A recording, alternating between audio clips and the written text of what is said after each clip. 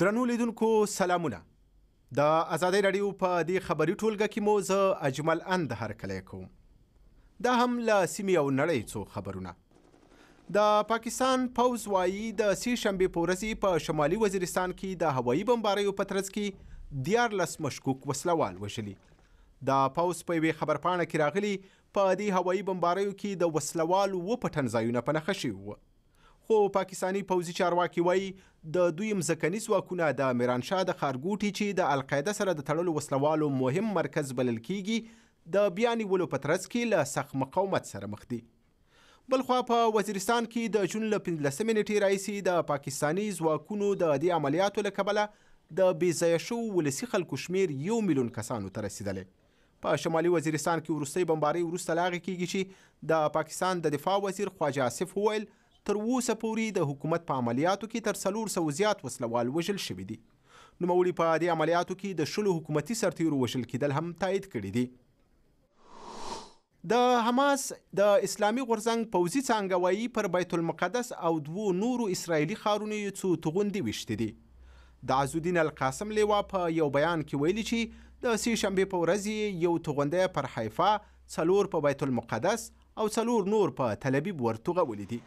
دا توغندي په داسې حال کې ویشتل کیږي چې اسرائیلو پر غزې هوایي بریدونه سخت کړي او تر اوسه یې په لسګونو واره بمباریو کې 23 فلسطینیان وژلي دي. په یو هوایي برید کې په خان یونس کې د حماس د یو قمندان کور په نښه شو چې خپله د قمندان په شمول پکې 6 کسان ووژل شول. اسرائیلي پوځ وایي پر غزې د عملیاتو د پیل راوروسته تر سې شنبې پر اسرائیلو تر 110 زیات توغندي ویشتل شوي. اندونیزیایانو د چهارشنبې په ورځ د ولسمشرۍ په انتخاباتو کې رایه ورکړې. دا د سوهارتو له پوځي دیکتاتورۍ راوروسته 3یم ځل انتخابات دي چې په دې هیواد کې ترسره کیږي. اندونیزیا په نړۍ کې 4م ګڼ میشته هیواد دی چې اکثریت وګړي مسلمانان دي. په دې انتخاباتو کې د اندونیزیا د ځانګړو ځواکونو پخوانی جنرال پرابو سوبیتانو د جاکرتا له والي جوکوی ویډوډو سره سیالي کوي چې د نظر پوښتنو له مخې دواړه له یو بل سره ډېر نږدې دي.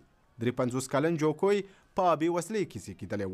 نوموړی وتوانېده چې د حکومت رهبرۍ ته د یوې پاکې سابقې سره ځان ورسوي او همدارنګه په سیمه ییزه حکومتدارۍ کې د هغه استبداد او زورواکۍ په ختمولو کې وړتیا وښودله چې د جنوبي اسیا دغه ستر اقتصاد یې له لسیزو راهیسې له بحران سره مخ کړی. د نوموړي سیال 63 کلن پرابو بیا د یو معاصر او پیاوړي حکومت د رامنځته کولو په نوم مبارزه کوي چې د خلکو په ذهنونو کې د استعمار وروسته د لومړي او سرسختي نېشنلست ولسمشر سوکارنو خاطرې تازه کوي. سوکارنو د 1945 میلادي کال څخه تر 1918 میلادي کال پورې د اندونیزیا ولسمشر و. پر مهمو پوځي رتبو د پرابو سابقه چې په ترڅ کې په چټکۍ رتبې واخیستې د 1998 میلادي کال راوروسته د خسر او پخواني پوځي واکمن سوهارتو د دیکتاتورۍ له نسکورېدو سره پای ته ورسېده. د امریکا متحده ایالاتونو او چین د چهارشنبې په ورځ ژمنه وکړه چې په خپلو کې به اقتصادي او امنیتي همکارۍ بهتره کړي. دا ژمنه د دواړو لورو ترمنځ په بیجینګ کې د ستراتیژیک او اقتصادي ډایالوګ د پرانیستې په ترڅ کې وشوه. د دې بحث په پرانیسته کې د چین ولسمشر شي جین پینګ د دواړو هیوادونو ترمنځ د نه مخامخ کېدو پر اړتیا ټینګار وکړ.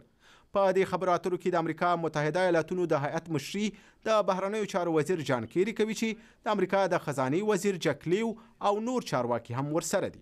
واشنګټن تمه لري چې د چین سره به د اقلیم د بدلون په اړه په یوې نږدې همکارۍ سلا شي او د امریکایي کمپنیو خلاف به د چین انټرنیټي جاسوسي پای ته ورسوي. همدارنګه به د اسیا د هیوادونو په رقابتي سمندرونو کې د مځکو د ملکیتونو د ادعا لپاره سخت معیارونه وضع کړي. د ازادۍ راډیو دا خبري ټولګه همدومره وه. ازادي راډیو .com زموږ د ویب پاڼې ادرس دی چې د دې او نورو خبرونو لپاره یې کتلی شئ.